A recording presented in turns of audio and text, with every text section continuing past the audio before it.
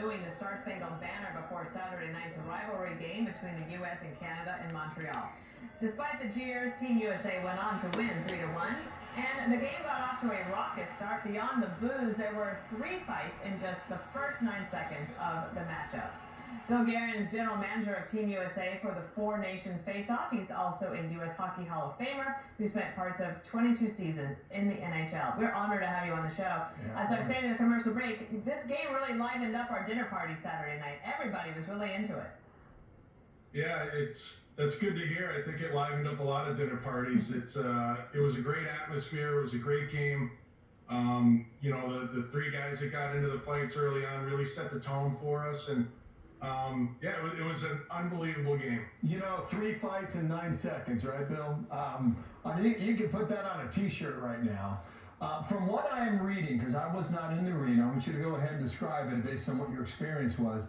The boos were so loud you couldn't hear the anthem. So was there bad blood prior?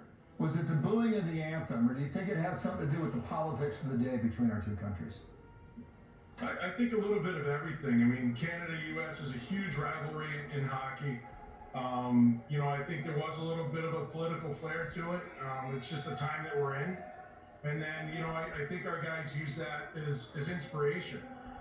If you let it get the better of you, then you're in trouble. But I really do think the players use it as inspiration. Your counterpart is John Cooper from Canada. He's the coach there. He said the game is in a better place because of last night's game existed.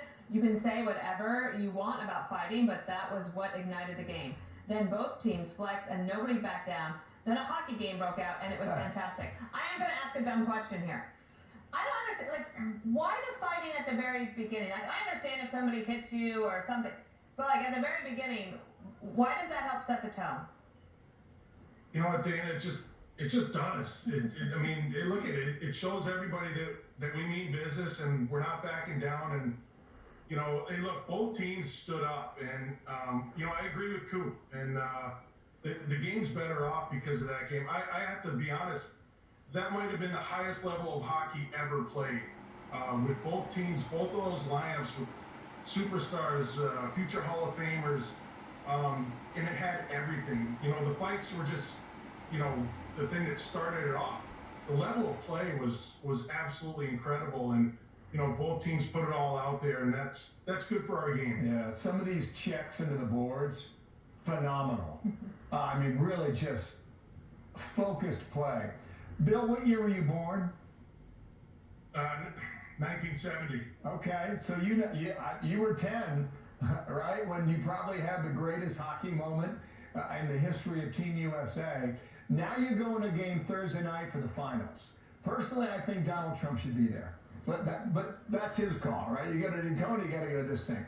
Is there a chance the USA and Canada can play twice in 1 week? Yeah, there definitely is. There are 2 games today, one at 1 o'clock. Canada plays Finland, and then we play Sweden tonight at 8 o'clock, and that will decide who's going to play in the championship game. And we would love it if President Trump was in attendance. We have a room full of proud American players and coaches and staff, and listen, we're just trying to represent our country the best way we can. Well, Bill, it's great to have you. One of these days we'll get together and I will explain to you why the only reason I'm sitting here at this seat and have this job is because I went to a hockey game in 1995. How about that? And I'll explain all of that at some point to you. Thanks for being here. I would love to hear the story. Thanks for having me on.